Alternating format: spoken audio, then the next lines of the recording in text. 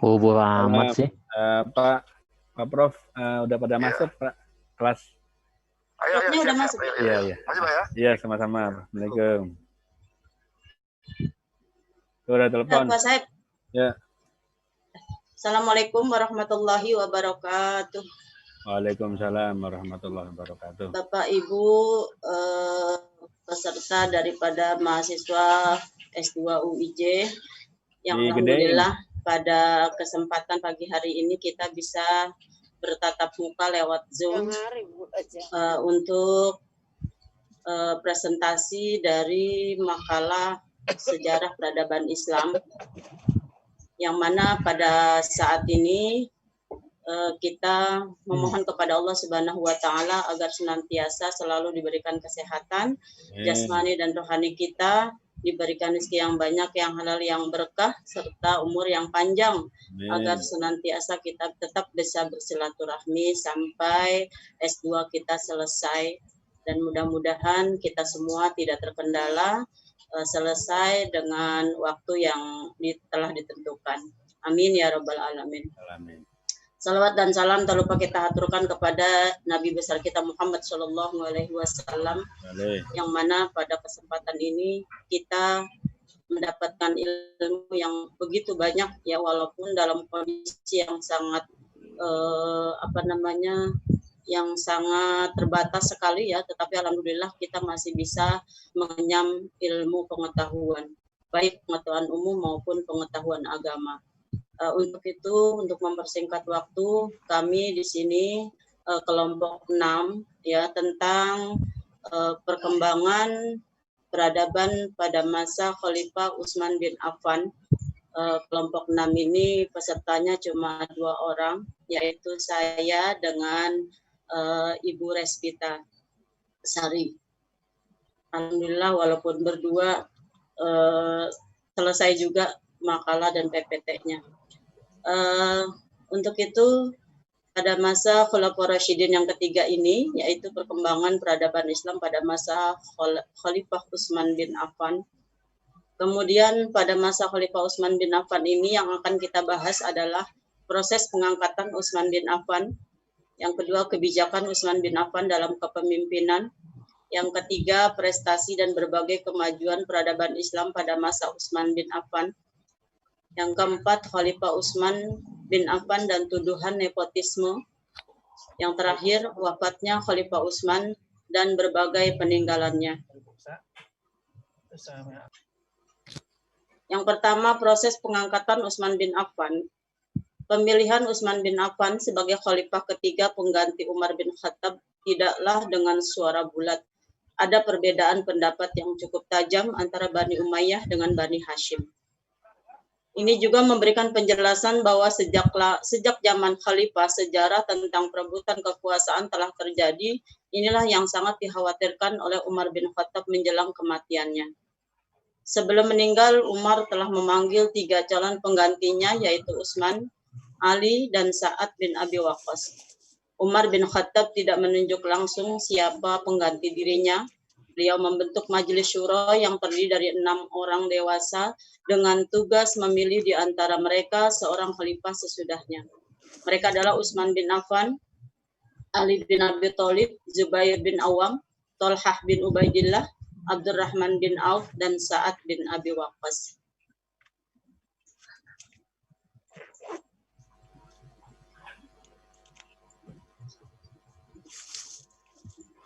Ali sempat memprotes Abdurrahman adalah ipar Utsman, mereka sama-sama keluarga Umayyah, sedangkan Ali sebagaimana Muhammad adalah keluarga Hashim. Sejak lama kedua keluarga itu bersaing, namun Abdurrahman meyakinkan Ali bahwa keputusannya adalah murni dan nurani. Ali pun kemudian menerima keputusan tersebut. Yang kedua, kebijakan Utsman bin Affan dalam kepemimpinan. Di dalam masa kepemimpinan Utsman bin Affan ini, beliau telah banyak melakukan perubahan-perubahan yang sangat bagus, diantaranya adalah perluasan wilayah. Yang kedua, standarisasi Al-Quran. Yang ketiga, pengangkatan pejabat negara. Yang keempat adalah pembangunan fisik.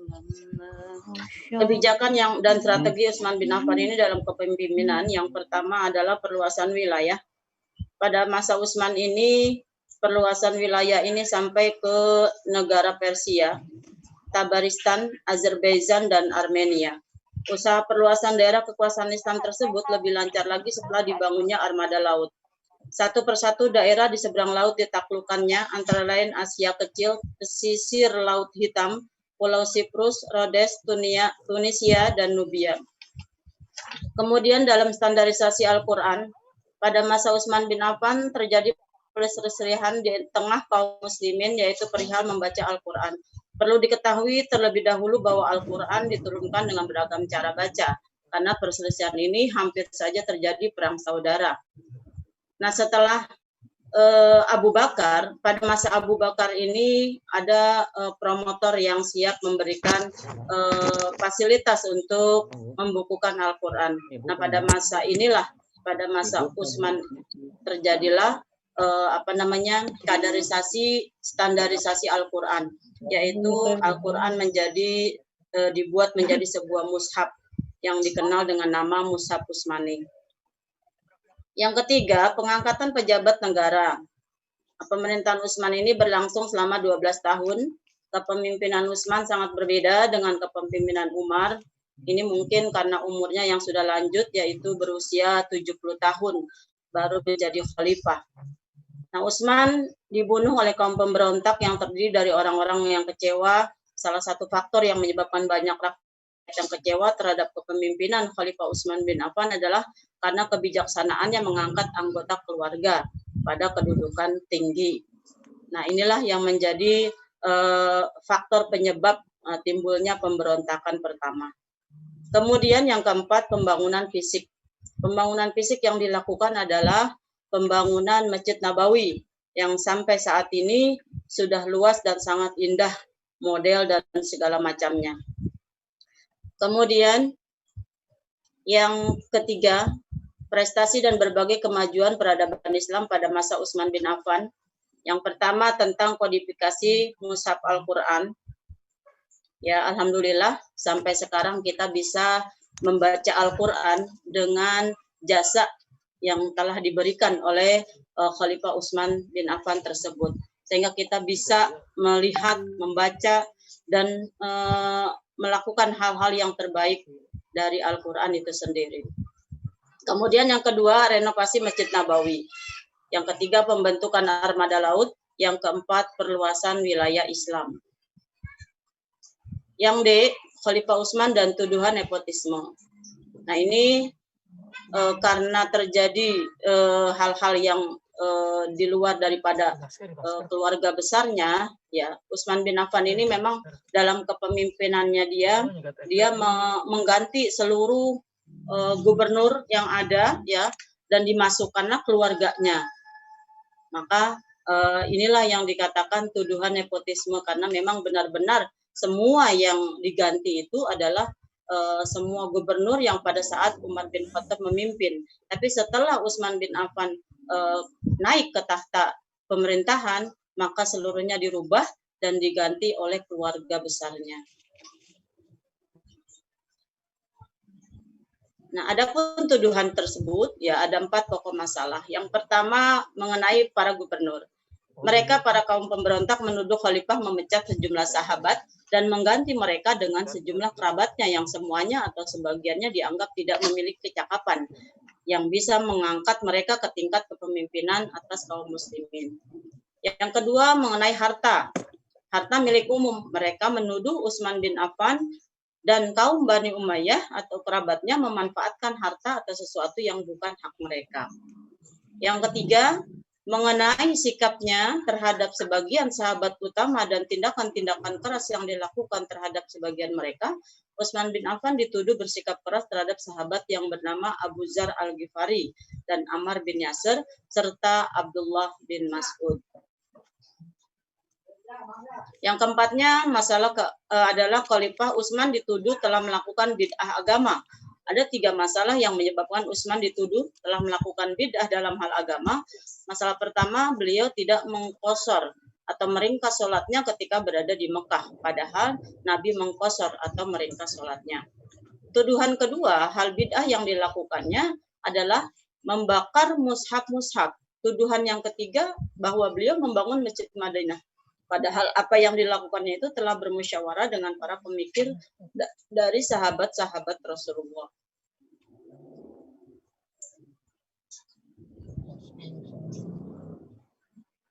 Untuk Mbak Vita, bisa melanjutkan? Baik, saya lanjutkan mengenai tuduhan nepotisme terhadap Utsman bin Affan. Di sini tuduhan lain yang dialamatkan pada Utsman adalah bahwa beliau tidak ikut dalam perang Badar. Tuduhannya bahwa Utsman tidak mengikuti perang Badar ini merupakan aib atau celah bagi Utsman, maka tidak pantas ia menjadi khalifah. Akan tetapi tidak ikutnya beliau itu dalam perang Badar bukanlah aib, sebagaimana sahabat-sahabat lain yang juga pernah tidak mengikuti perang Badar tersebut, karena pada perang Badar Rasulullah sendirilah yang mengharuskan Khalifah Utsman untuk tetap merawat istrinya Ruqayyah, yaitu putri Rasulullah. Selanjutnya, Bu Haji. Selanjutnya, wafat Khalifah Utsman dan berbagai peninggalannya. Di sini Khalifah Utsman bin Affan wafat pada tahun 35 Hijriah di usianya yang ke-82 tahun. Menjabat sebagai khalifah ketiga selama 12 tahun dibagi menjadi 2 periode. Periode pertama bisa disebut periode keberhasilan atau prestasi-prestasi beliau, dan periode yang kedua itu bisa disebut dengan periode kegagalan atau banyak huru-hara kekecewaan dari para masyarakatnya. Kemudian beliau meninggal karena terjadinya pemberontakan dan dibunuh oleh para penentangnya, yakni para pemberontak Mesir.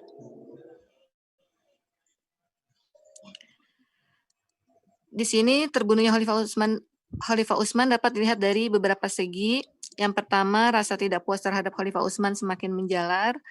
Kemudian persaingan dan permusuhan antara keluarga Hashim dan keluarga Umayyah turut memperlemah kekuatan Utsman, yang memang permusuhan ini sudah terjadi sejak zaman Rasulullah.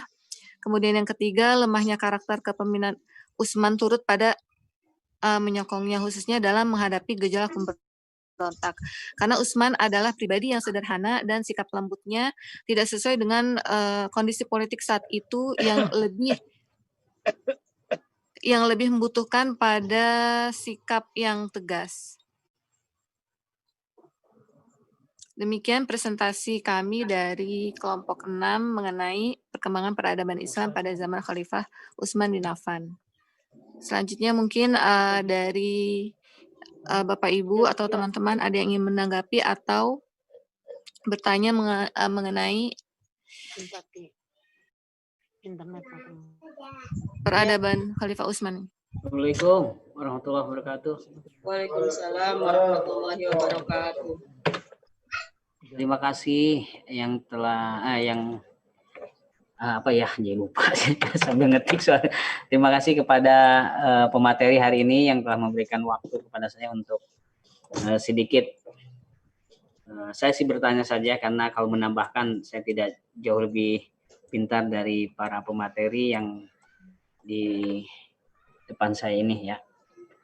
Kepada pemakalah hari ini saya ingin bertanya seputar dari kekhilafan Utsman bin Affan ini. Atau karena saya datang terlambat jadi belum mendengar penjelasan sebelumnya, takutnya nanti kalau pertanyaan saya sudah dijelaskan minta jelaskan lagi ya Bu Hajah Ida ya. Ya, silakan Pak.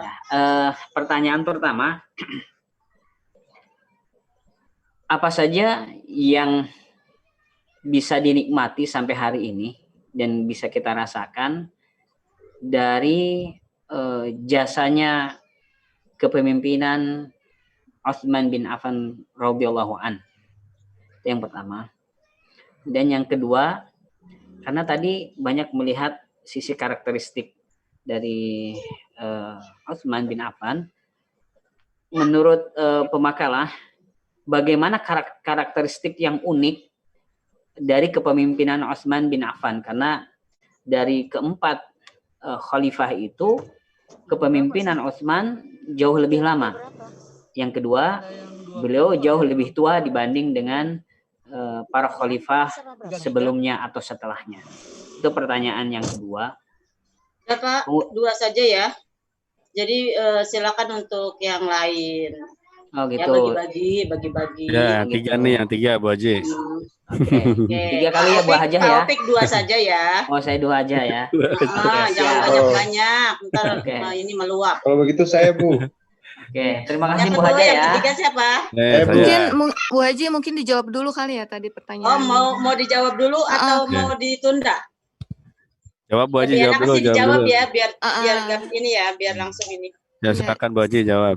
Oke, saya mencoba ingin menjawab ya, walaupun nanti Mbak Pita bisa nambahin atau teman-teman yang lain juga bisa menambahkan. Tadi pertanyaan yang pertama, apa saja yang bisa dinikmati dan dirasakan pada masa kepemimpinan Utsman bin Affan sampai detik ini? Ya, kita ketahui bahwa kebijakan atau strategi yang dilakukan oleh Utsman bin Affan ini ya tadi ada 4 macam. Yang pertama adalah tentang kodifikasi mushaf ya, kodifikasi mushaf Al-Qur'an. Yang kedua renovasi Masjid Nabawi, yang ketiga pembentukan angkatan laut atau armada laut, yang keempat perluasan wilayah. Nah, dari keempat ini yang masih kita nikmati sampai sekarang dan mungkin sampai akhir zaman ya, bahwa kodifikasi Al-Qur'an yang sekarang ini kita sudah sangat nikmat sekali gitu. Tidak membaca Al-Qur'an tanpa baris ya. Karena ini kalau yang kita nikmati sekarang kan Al-Qur'annya sudah luar biasa berbentuk mushaf, kemudian kita bisa membacanya dengan ilmu gitu kan, ilmu tajwid. Nah, kalau dahulu kan berbeda Al-Qur'an yang ada pada masa itu. Tapi ketika Utsman bin Affan menjabat, ya alhamdulillah sudah berbentuk mushaf dan kita menikmatinya sampai sekarang. Itu yang pertama Al-Qur'an. Kemudian yang kedua tentang pembangunan masjid Nabawi ya, yang sampai saat ini menjadi sarana ibadah haji untuk umat manusia, khususnya umat Islam sedunia ya. Jadi dulu itu sangat kecil, sederhana sekali bentuk bangunannya, luasnya. Tapi sekarang luar biasa. Tahun 94 saya pergi haji itu Masjid Nabawi itu begitu indahnya gitu. Apalagi yang sekarang ini yang bisa melihat beribadah tahun ini gitu, tahun-tahun kemarin paling tidak jauh berbeda dengan saya tahun 94. Itu luar biasa gitu. Indahnya luar biasa, bahkan bayangan gambaran indahnya itu membuat orang itu pengen kembali lagi gitu untuk ibadah ke sana. Ya, itu berkat Utsman bin Affan yang sudah memperluas, yang sudah membuat model sedemikian indah ya untuk masjid tersebut. Nah, itu yang kedua. Kemudian yang ketiga tentang perluasan wilayah Islam. Kalau yang zamannya Utsman bin Affan itu kan perluasan wilayahnya mungkin hanya negara-negara tertentu ya, tetapi sampai ke Indonesia gitu. Indonesia sudah merupakan terbanyak ya, mayoritas umat Islam adanya di Indonesia gitu. Dan padahal mereka yang melakukan perluasan wilayah Islam ya, khalifah-khalifah yang memperluas wilayah Islam itu, mereka hanya negara-negara di Timur Tengah sana gitu, sedangkan kita sekarang udah di Indonesia. Nah, berkat jasa beliau lah ya kita bisa menjadi umatnya Nabi Muhammad SAW, berkas perluasan wilayah yang dilakukan oleh Utsman bin Affan. Mungkin itu pertanyaan yang pertama. Mungkin Bapak Ibu atau Mbak Pita bisa menambahkan dari pertanyaan pertama tadi, silakan. Tadi mungkin dilanjut karena ada ketinggalan soal peninggalan Utsman yang bisa dirasakan sampai sekarang juga. Ini udah bisa terlihat di layar ya, belum ditutup PPT-nya sama Bu Haji. Iya. Nah, di sini kan Utsman meninggalkan begitu banyak peninggalan. Ada 5, 30 juta dirham, 150.000 dinar, kemudian ada 1.000 ekor unta dan 3.000 ekor kambing, serta meninggalkan perkebunan yang diwasiatkan untuk istri-istri Nabi Muhammad SAW yang perkebunannya itu sampai sekarang perkebunan kurma yang dikelola oleh pemerintah Arab Saudi. Kemudian Sumur Raumah yang berlokasi di Madinah, di mana Utsman bin Affan kemudian mewakafkan sumber tersebut untuk kepentingan rakyatnya. Yang keempat itu dalam banyak riwayat bahwa sahabat yang dijuluki dengan gelar Dzunurain itu menyokong pendanaan perluasan Masjid Al-Haram Makkah dan Masjid Nabawi Madinah seperti yang tadi sudah disampaikan oleh Ibu Hajah Hida. Yang terakhir yakni Hotel Utsman bin Affan. Di sini bangunannya 210 kamar siap sewa yang saat ini mungkin dikelola oleh Sheraton. Begitu yang kita ketahui. Lanjut ke pertanyaan nomor 2, Bu Hajah.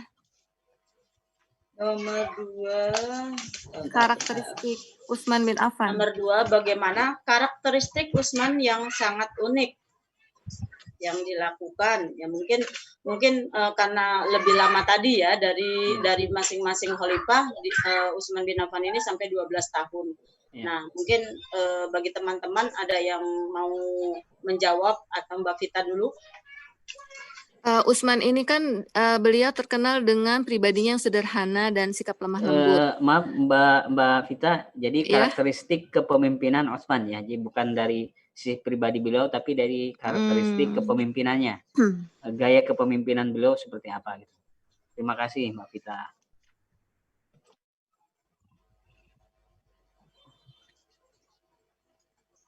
Bisa ada yang lain dulu?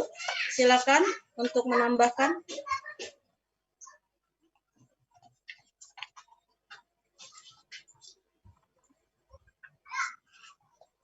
Pak Said, mungkin menambahkan?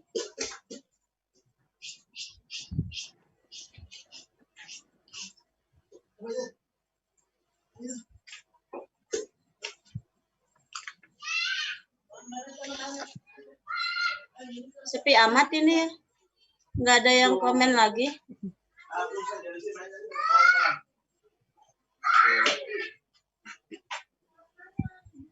Teman-teman, gimana? Ada yang bisa menambahkan? Menambahkan apa, Bu? Ya, Menambahkan apa? menambahkan jawaban, Prof. Oh. Saya belum menyimak tadi, saya belum menyimak. Terkait apa, Bu? Tentang ini, Prof. Apa namanya karakteristik kekhalifahan Utsman bin Affan dalam hal pemerintahan? Ya. Halo, assalamualaikum warahmatullahi wabarakatuh. Waalaikumsalam warahmatullahi wabarakatuh. Silakan, Prof. Hamdan.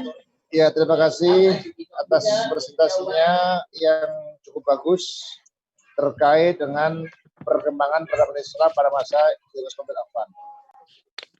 Kita tahu bahwa beliau adalah salah satu menantu Rasulullah yang sempat menikahi dua putrinya secara bergantian. Itu adalah Ruqayyah dan Kulsum. Sehingga beliau mendapat gelar Dzunurain. Ya. Beliau adalah sahabat yang terkaya dan terdermawan. Ya. Bahkan juga punya sifat pemalu yang sangat luar biasa. Banyak sifat terpuji pada beliau. Ya. Kebetulan beliau diangkat sebagai khalifah atas dasar ahlul halul aqdi.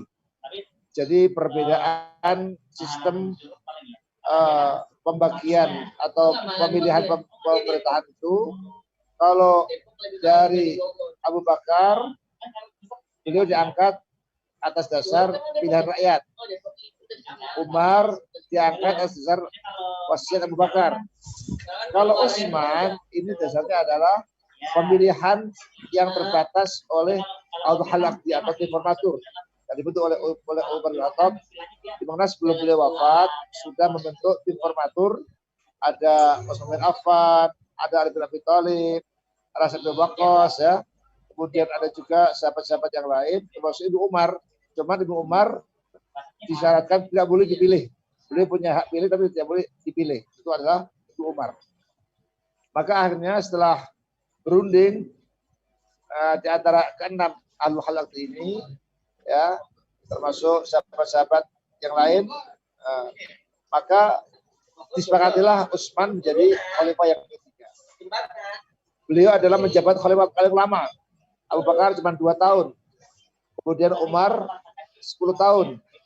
Nanti Ali hanya 6 tahun. Yang paling panjang adalah Utsman bin Affan. 6 tahun pertama, beliau adalah orang yang sangat dikenal adil dan tidak memikirkan keluarga.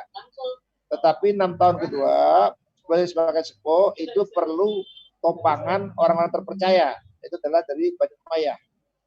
Satu sisi, kita mandang itu negatif, karena dianggap nepotisme, mementingkan keluarga. Tapi sisi lain, beliau punya alasan, kenapa saya memilih keluarga, selain karena orang-orang terpercaya, secara psikologis beliau merasa aman, yang lebih penting lagi, keluarga saya ini orang yang bermuslim Islam. Jadi belum banyak amal ibadahnya, belum banyak pengabdiannya. Maka saya ingin agar mereka juga punya kiprah di dunia Islam, mereka punya kontribusi dalam perkembangan Islam, sehingga beliau mengangkat keluarga menjadi pejabat negara, terutama Umar bin Hakam sebagai sekretaris negara. Jadi ini perlu kita luruskan ya. Orang hanya melihat Utsman itu nepotis, penting keluarga, padahal beliau punya alasan untuk memberi kesempatan keluarga agar punya amal ibadahnya, punya perannya, punya kontribusi dalam pengembangan Islam. Kita perlu kita catat. Kemudian lebih dari itu, kita Utsman ini orang yang sangat arif bijaksana, terutama tadi dalam pengkopian Al-Quran. Jadi sebenarnya kalau kodifikasi itu terjadi pada masa Abu Bakar atas usul Umar bin Khattab, ya. Tapi Utsman ini mengkopi. Ketika beliau menjadi khalifah, Islam berkembang di mana-mana, tapi tidak ada standar bacaan, sehingga terjadi ikhtilaf di berbagai negara. Maka disitulah Utsman bin Affan sebagai kepala pemerintahan yang menguasai banyak negara itu, ya, beliau ingin agar setiap negara bagian atau setiap wilayah itu punya standar bacaan. Maka beliaulah yang mengkopi Al-Quran jadi 4, sehingga dikatakan Utsman. Tapi perlu kita luruskan, saat itu Quran pun belum ada harokatnya, belum ada barisnya, belum ada titiknya. Itu baru setelah Ali pada masa Abu As'ad Uli, Al-Khalil. Jadi Utsman itu pun masih asli, belum ada harokatnya, baru titiknya. Sekarang ada itu adalah Quran yang sudah dikasih titik dan harokat oleh Khalil dan Abu As'ad Uli pasca istilah Ali bin Abi Thalib. Jadi bukan oleh Utsman ya. Jadi beliau punya kontribusi mengkopi sehingga punya standar bacaan. Ya. Beliau sangat dermawan sekali, banyak peperangan yang dibiayai. Termasuk tadi walaupun beliau tidak terlibat langsung dalam perang Badar karena diutus Rasulullah, tapi beliau kontribusinya dalam pembiayaan luar biasa. Kita melihat sebenarnya memang itulah satu realitas. Pemimpin itu tidak bisa memuaskan semua kalangan. Ini perlu kita catat. Sampai kapanpun tidak mungkin ada seorang pemimpin yang bisa memuaskan seluruh rakyat. Jangankan sekarang ini ya, kita melihat Pak Karno yang sangat luar biasa, menjadi proklamator, bahkan diangkat sebagai presiden hidup, ya. Pada akhir jabatannya apa? Turunkan dengan trikuran dan sebagainya, turunkan TKI dan sebagainya. Pak Harto yang jadi presiden 32 tahun, menjadi bangunan, apa akhirnya? Turunkan juga oleh para mahasiswa. Kemudian berikutnya Habibie, orang hebat. Ternyata ketika beliau lapor pertanggungjawaban tolak oleh MPR. Akhirnya gagal menjalankan lagi. Gus Dur yang kiai sekalipun turunkan juga, nggak bisa memuaskan semua pihak. Apalagi berikutnya apa yang namanya Pak SBY atau yang namanya Jokowi, ya itu wajar kalau nggak bisa memuaskan semua pihak. Karena kan ada ungkapan ya, ridhon nas ghayatun la tudrak.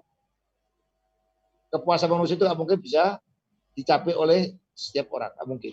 Pasti ada nggak puas. Utsman pun juga demikian. Beliau orang yang sangat soleh, banyak prestasinya, ya. Tapi tetap ada kelemahan-kelemahannya, bahkan cari-cari.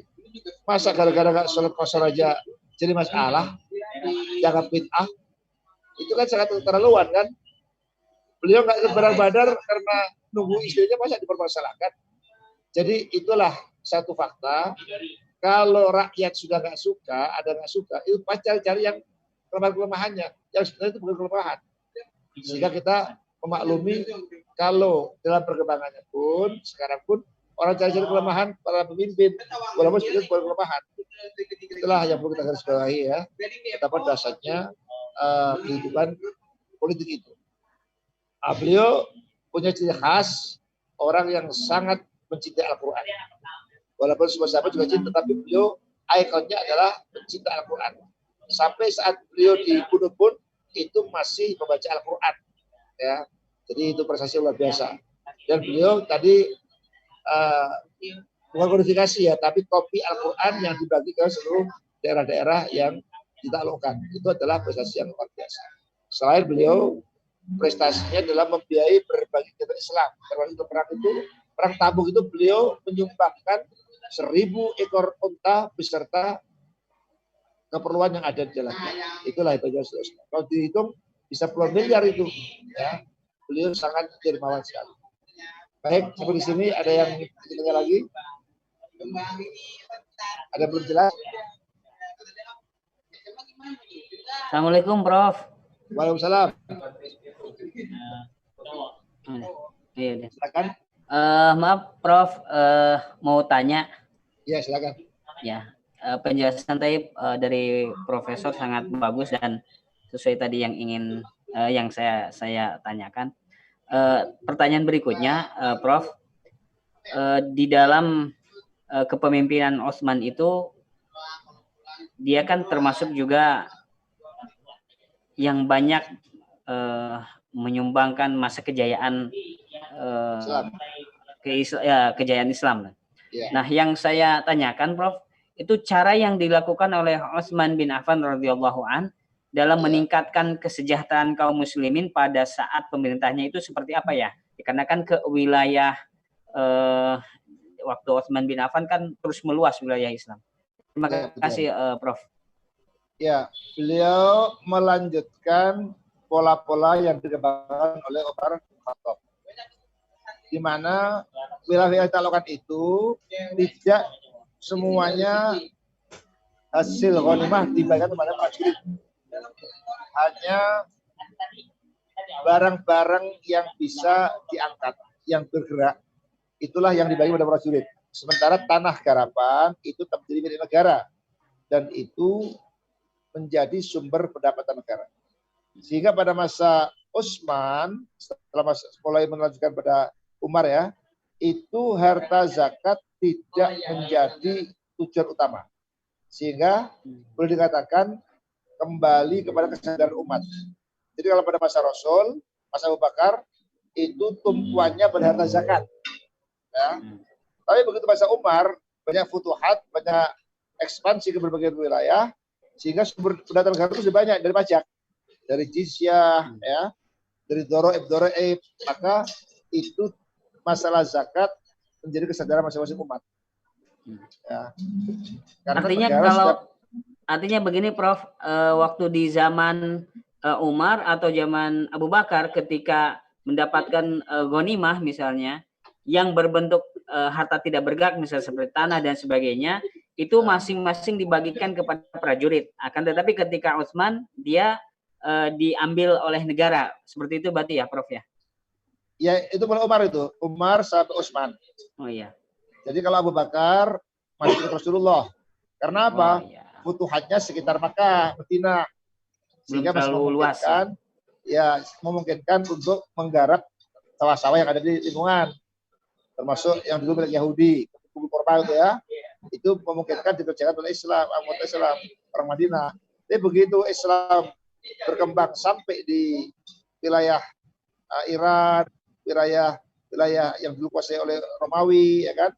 Maka nggak mungkin dikerjakan oleh Madinah, sehingga itu pasal negara.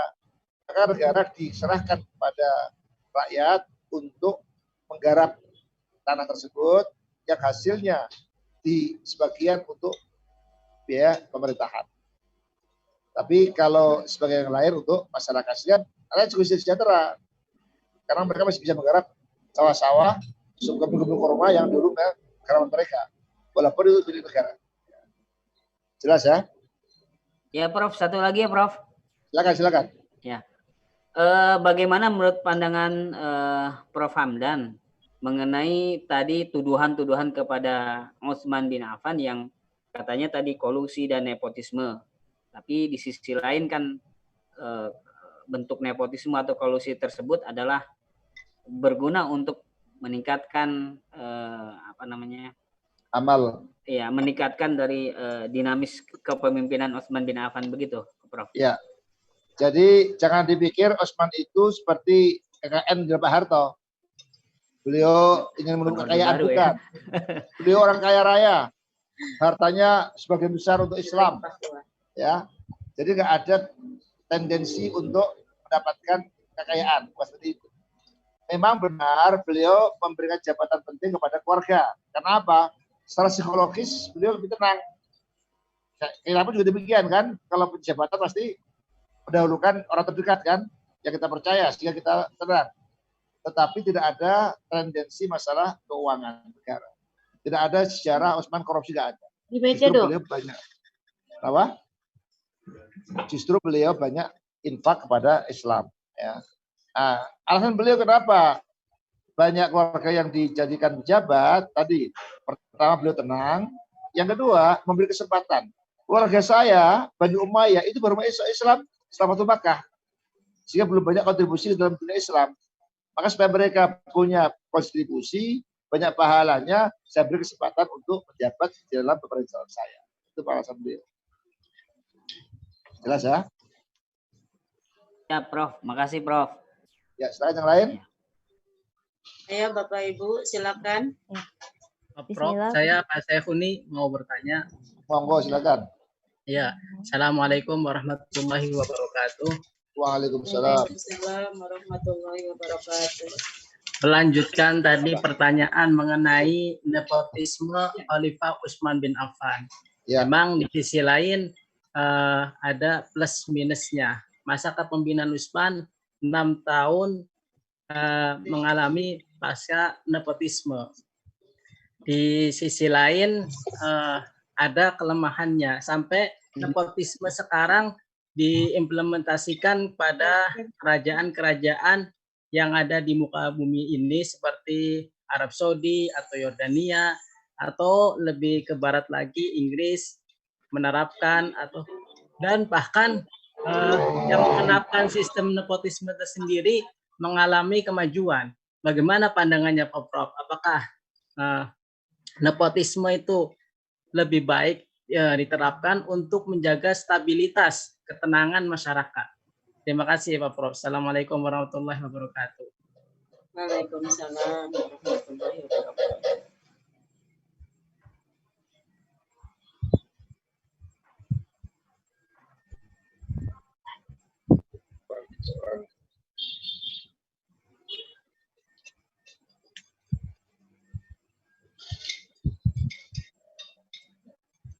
Prof. Hamdan kemana? Halo? Halo? Ya, halo? Ya, Prof. Silakan, Prof. Ya, jadi seperti Inggris, seperti Arab Saudi itu bukan nepotis, namanya sistem monarki, sistem kerajaan. Ya, kalau nepotisme itu adalah sebuah pemerintahan yang melibatkan keluarga untuk kepentingan kekuasaan, yang bukan sistem monarki.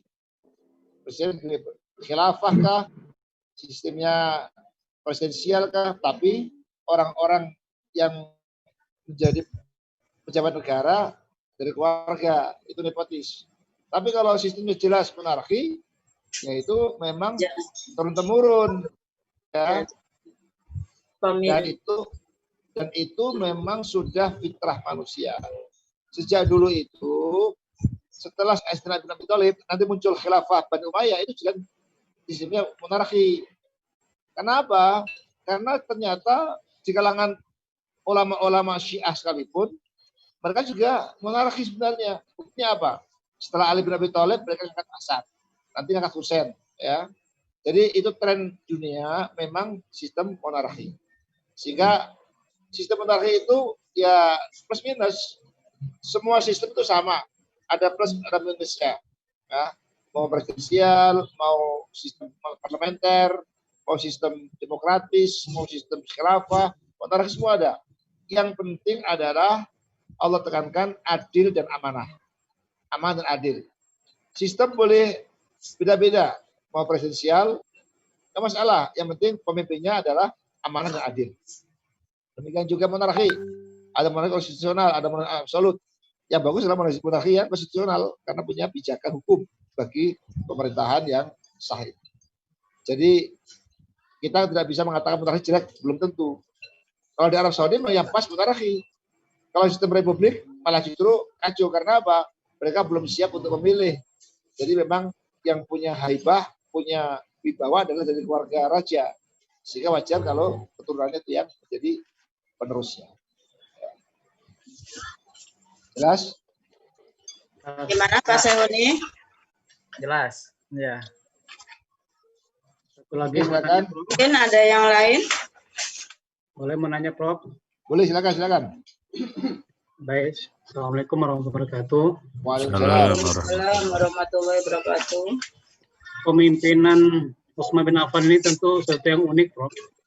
Ya. Karena dibandingkan dengan khalifah-khalifah sebelumnya, Abu Bakar, Umar, kemudian sampai ke Utsman bin Affan, ini ada watak yang berbeda dari kepemimpinan, gaya memimpin masing-masing khalifah ini. Oleh Abu Bakar, Umar, dan sampai Utsman.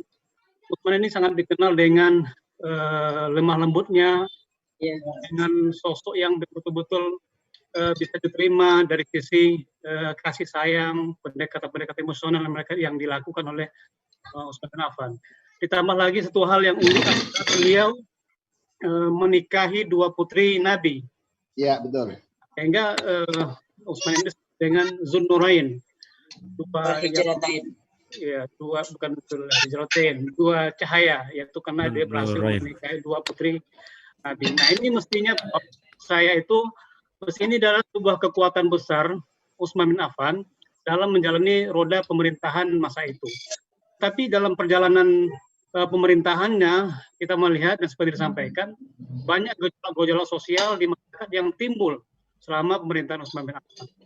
Nah, sampai terjadi peperangan-peperangan dan ada juga perubahan besar yang dilakukan oleh Utsman bin Affan seperti mengumpulkan Al-Quran jadi sebuah mushaf. Nah, ini kan satu hal yang luar biasa. Tetapi banyak juga tantangan-tantangan yang diterima oleh Utsman bin Affan. Nah, ini kira-kira menurut Prof bagaimana? Apa yang sebenarnya yang melatar belakangi gejolak-gejolak sosial yang terjadi pada masa Utsman bin Affan. Sementara Utsman ini sudah mempunyai kekuatan besar di samping menjadi bagian keluarga dari Nabi SAW. Terima kasih. Assalamualaikum warahmatullahi wabarakatuh. Waalaikumsalam. Ya, terima kasih. Jadi memang harus kita akui ketika sebuah negara makin besar, ya, rakyatnya makin heterogen. Tidak semuanya menjadi sahabat Nabi, tapi ada yang kurang tabiin ya, bermasuk Islam.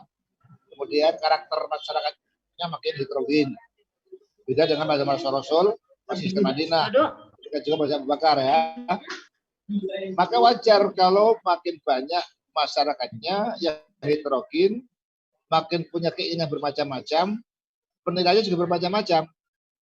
Khalifah punya niat untuk memberikan kesempatan pada keluarga agar berkiprah dalam Islam, agar mereka punya kontribusi dalam pembangunan Islam. Tapi rakyat melihat itu sesuatu negatif karena mementingkan keluarga. Itu sudah lain kan? Beliau pergi haji atau umrah ke Mekah tidak qashar. Masa di semua masyarakat itu masalah pilihan kan?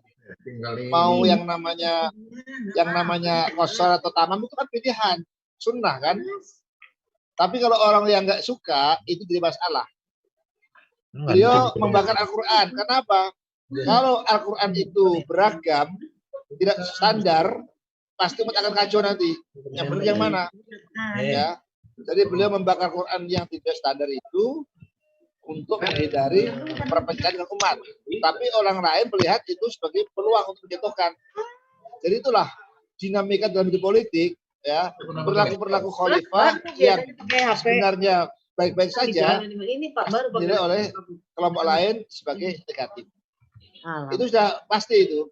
Sekarang pun kita melihat Pak Jokowi, walaupun beliau berusaha sebaik mungkin untuk mendatangkan yang namanya taruhlah vaksin sekarang ini ya, tapi orang melihat kan itu kalau dari Cina, dia sama Cina, padahal itu secara objektif. Ya, Kemudian enak, nggak ada suara keluar itu gitu vaksin loh. Berisik. mematikan. Makanya Jokowi nggak berani jadi pionernya. Beliau buktikan kan, saya pertama kali yang divaksin. Jadi selalu ada perilaku yang oleh orang-orang nggak suka itu negatif. Itulah muncul dalam suatu syair ya. Wa ainur ridha aqul ainul galatun. Kalau orang suka, ya, yang kita lihat pasti baik. Sebaliknya, kata Rasul Musawi, kalau orang nggak suka, pasti kacamata dan negatif. Kebetulan pada masa Utsman itu, walaupun beliau banyak prestasinya, tapi juga banyak umat yang nggak suka karena beliau dianggap nepotisme.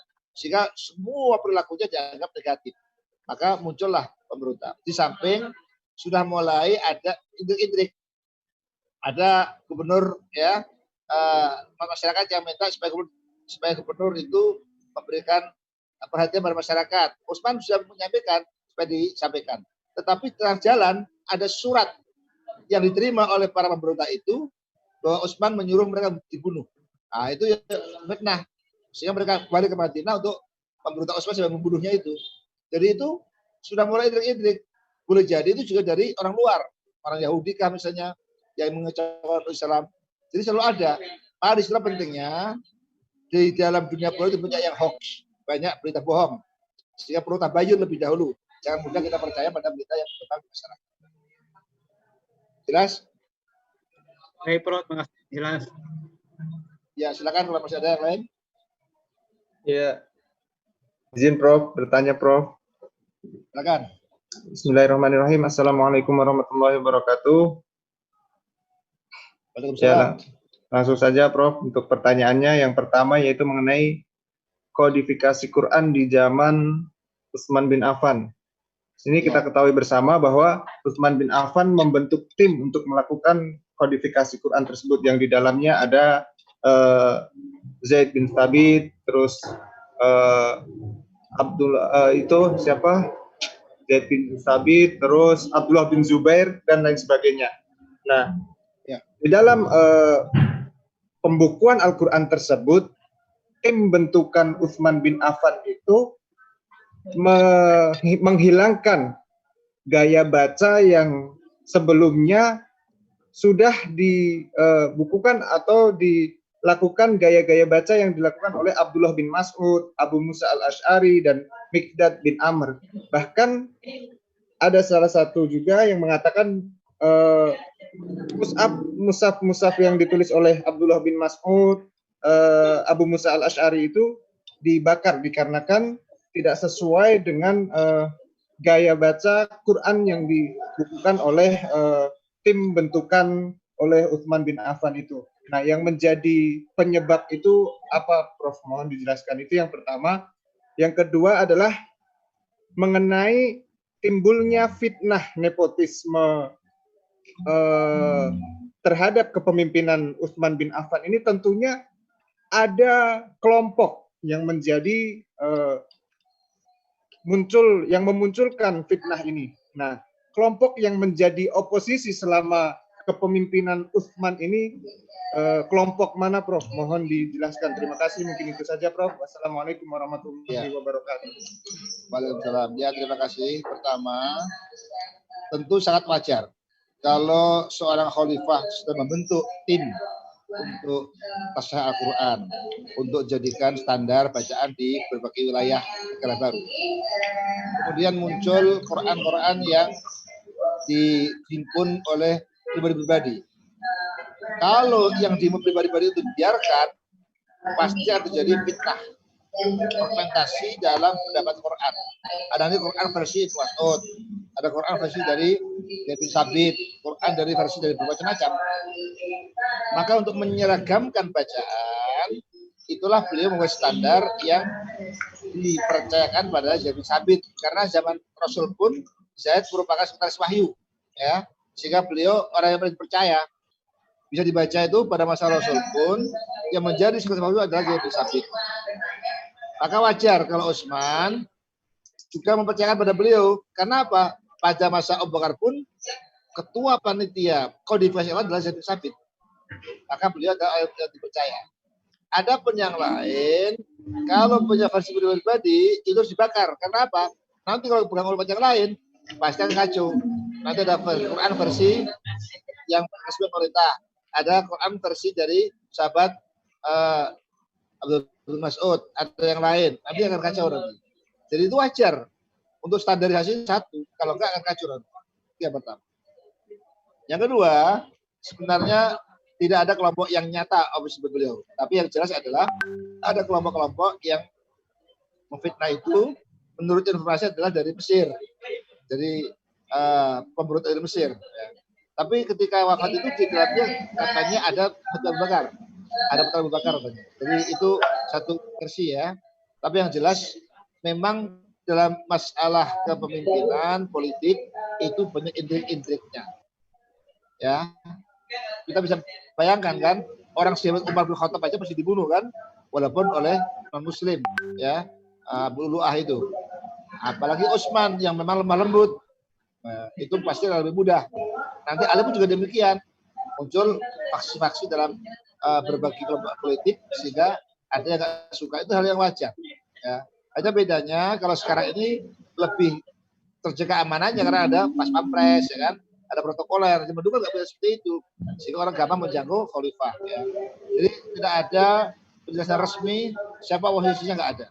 Tapi yang jelas fitnah dari luar pasti ada. Saya menduga peran Yahudi itu luar biasa yang membuat fitnah ya. Satu sisi Utsman mereka dipenuhi haknya, tapi muncul surat yang diterima oleh para pemberontak itu bahwa Utsman telah menyuruh gubernur untuk menangkap mereka. Ini adalah satu fitnah ya, satu surat yang sengaja dihembuskan untuk berfitnah karena kebencian pemberontak terhadap Utsman bin Affan sehingga membunuh. Jadi itu selalu ada. Maka di politik itu harus hati-hati ya, dan juga harus waspada. Sebaik apapun, apa kurang baiknya Sayyidina Abu Bakar, Sayyidina Umar, Utsman, Ali ya kan, itu kan masih muncul para musuh Islam kan. Abu Bakar masih ada orang murtad, masih ada orang yang membayar zakat, masih ada orang musuh Nabi ya kan. Pada Umar pun juga punya musuh dari orang-orang yang nggak suka ketika Presiden ditaklukkan. Utsman juga demikian, Ali juga demikian. Jadi selalu ada orang nggak suka. Tadi saya sampaikan, ridhon nas ghayatun la tudrak. Ya, yang namanya kepuasan itu nggak mungkin diberikan kepada seluruh manusia. Pasti ada yang nggak puas. Sekarang saya contohkan tadi, Pak Karno kurang apa? Proklamator, ya, seumur hidup. Masih kelompok nggak suka kan? Pak Harto kurang apa? Berkuasa 32 tahun. Bawa pembangunan nasional. Toh ahli jatuh juga. Pak Habibie kurangnya apa? Orang yang cerdas, orang yang arif bijaksana. Jatuh juga ya kan? Gus Dur. Kurangnya apa? Kiai, ya kan? Selalu ada musuh-musuh politik itu. Jadi nggak ada dalam politik itu, pola sudah ada. Pasti ada kelompok-kelompok yang nggak suka. Jadi wajar begitu. Jelas ya? Ya, terima Sudah kasih. jelas? Ya, oke. Ada masih ada yang lain? Terima kasih, Prof. Ada yang lain?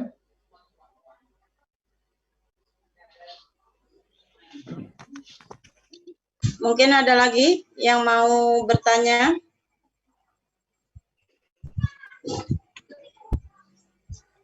Sepertinya cukup aja. Cukup. Sampai jam 3 ya? Sampai jam 3 ya? Iya betul Bu Haji. Iya. Masih ada yang mau bertanya? Silakan, masih punya kesempatan. 5 menit lagi. Bu Ida, aku mau tanya, siapa nama pembunuh Khalifah Utsman bin Affan? Itu pembunuhnya dari Mesir, pemberontak. Jadi secara pribadi diketahui, tapi pembunuh dari Mesir. Iya, tapi namanya siapa ya Pak Dokter? Kalau Khalifah Umar bin Khattab kan pembunuhnya kan Abu Lu'lu. Ali bin Abi Thalib Ya, itu kan Mulzam. Sedangkan Khalifah, oh beda ya? Ini pemberontak beda karena pemberontak itu orang banyak, lain kan? Kalau yang bunuh Utsman, jadi bukan pribadi. Abu Bakar person, pribadi yang personal, bunuh. pribadi. Yang bunuh Sayyidina Ali ada pribadi, ada berusaha. Tapi ini pemberontak yang datang rame-rame. Iya. Oh begitu. Ya, Jadi nggak ketahuan ya. dalam peperangan.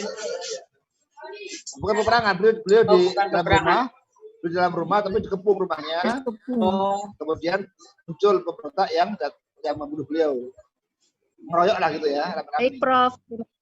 Oke. Masih ada? Oke, silakan.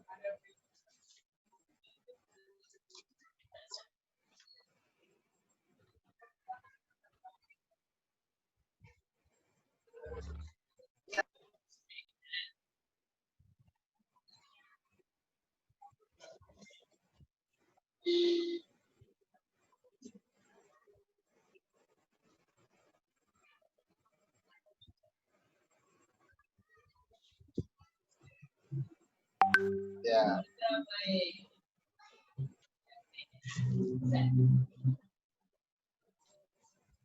Ya. putus-putus Bu Julia. Ya, jadi gini kita lihatnya itu sunatullah. Walaupun Allah sangat menyayangi Rasulullah, toh hanya wafat juga. Ya. Muhammadillah Rasul, Muhammad Rasul itu pasti wafat. Kemudian kenapa ada sahabat Umar, Utsman, Ali kok terbunuh? Itulah sunatullah. Kalau pemimpin tidak menggunakan protokoler, tidak punya pas pampres, maka sangat mungkin dibunuh oleh rakyat sendiri atau kelompok lain. Karena untuk menjaga keamanan itu penting sekali. Itulah salah satu kelemahan khalifah kita itu tidak menggunakan protokoler. Sehingga ketika menjadi khalifah dianggap sudah biasa, nggak pakai pas pampres, paspor pengaman, nggak pakai protokoler, semua orang bisa ketemu dengan gampang. Itu kelemahannya. Sisi rakyat, tapi sisi lain bahaya bagi keamanannya. Jadi maka saya membenarkan kalau sekarang ini para presiden, ya, para raja itu sangat ketat pengamanannya. Kalau di Indonesia masih standar lah. Saya pernah di Maroko, sholat Jumat saja bersama raja itu harus pakai KTP, harus ada undangan, ya, untuk menjaga keamanan presiden itu. Saya di Maroko, saya pernah sholat Jumat sama Raja Muhammad As-Sadis itu semua jamaah harus bawa KTP dan ada undangannya. Kalau nggak ada nggak bisa. Jadi itu betul ketat. Di Arab Saudi kita nggak mungkin bisa menjaga raja karena pengamanan luar biasa. Saya pernah mengantar Pak Pres ke haji, waktu di asrama haji atau di Istana Raja itu pengamanannya luar biasa. Kita kan nggak bisa apapun, ya. Karena memang untuk jaga keamanan. Dan khalifah itu kelemahannya tidak pengamanan, sehingga wajar kalau mati terbunuh karena tidak ada yang mengawasi dan menjaga beliau. Itu sunatullah. Kalau wafat semua di tangan Allah, ya, tapi cara wafatnya itu bisa beragam. Nah, kalau kita syariatnya kenapa terbunuh? Karena tidak ada pengawal, tidak ada pas pampres, ya, sehingga mudah dijangkau oleh rakyat biasa. Jelas ya? Sunatullah. Ya. Ada Umar. Itu langsung malaikat Jibril yang menjaganya. Kalau Nabi Muhammad mah. Kalau Al-Quran telah mengatakan, ya, wa sebelum nanas, Allah akan menjagamu dari manusia. Kalau Rasul ada Qurannya itu, ya, dalam surah Al-Hajj kalau nggak salah itu Allah mengatakan wa sebelum nanas, Allah akan melindungi kamu dari kejahatan manusia. Jadi kalau Rasulullah nggak mungkin terjangkau, karena Allah langsung melindungi. Tapi kalau manusia biasa, walaupun dia khalifah, ya kamu dijangkau kalau nggak ada pas-pampres. Iya, betul. Jelas ya? Kalau Rasulullah Allah jaga, nggak mungkin terjangkau. Ada orang Yahudi mau jatuhin batu, Allah kasih ilham, Muhammad mau pulang. Itu orang Yahudi mau jatuhin batu. Karena Allah menjaga Rasulullah. Oke, masih ada? Ya, Prof, mungkin waktunya sudah habis. Oke, terima kasih ya. Bermanfaat ya. Terima kasih banyak atas jawaban-jawaban yang disampaikan oleh Prof. Hamdan untuk menambah wawasan kami. Terima kasih banyak, Prof. Ya, mari kita tutup banyak informasi ya. Ditanyakan kembali, Prof. Apa? Kan ini ya, pekan depan itu kan tanggal 25 Desember, tanggal merah. Kita tetap mengadakan perkuliahan atau kita libur? Terserah dah, saya sih ikut aja. Mau libur monggo, mau kuliah monggo. Ya kalau mau kuliah minggu depan kebetulan kelompok saya yang makalahnya. Ya harus siap, harus siap. Masuk Prof, masuk. Ya, masih mau talan. Ibah masuk, Ibah. Ibah masuk dulu, Ibah. Iya, Ajalah. ya. Oke. Kembali kita tutup bersama dengan bacaan kamu masjid. Bismillahirrahmanirrahim. Bismillahirrahmanirrahim. Assalamualaikum warahmatullahi wabarakatuh. Waalaikumsalam warahmatullahi wabarakatuh. Ya, Bu Neneng, orang mantan kita kompromi dulu. Ya, masa 25 ini masuk. Kita tanyain langsung kita tanya ke Prof. teman. Prof makan tergantung kita. Ya kalau yang masuk lah. Udah libur aja. Nggak bisa mencet. Pokoknya jalan. Pokoknya kalau nggak ada yang masuk. Ya, saya tutup dulu. Kalau nggak ada yang masuk ya libur. Ya. Terima kasih kepada teman-teman yang sudah menyampaikan pertanyaan-pertanyaan dan jawabannya. Kita tutup dengan pembacaan Alhamdulillahirabbil alamin. Silakan ngobrol lagi. Ya. Masih ada waktunya. Tanggal 25 kemarin Sosiologi mantap. saya tanya sama Pak. Sosiologi gampang itu cuma 300 kata. Belum ada edaran dari akademi. Kalau ada edaran akademik yang pasti. Kalau di SMA sudah ada edarannya sampai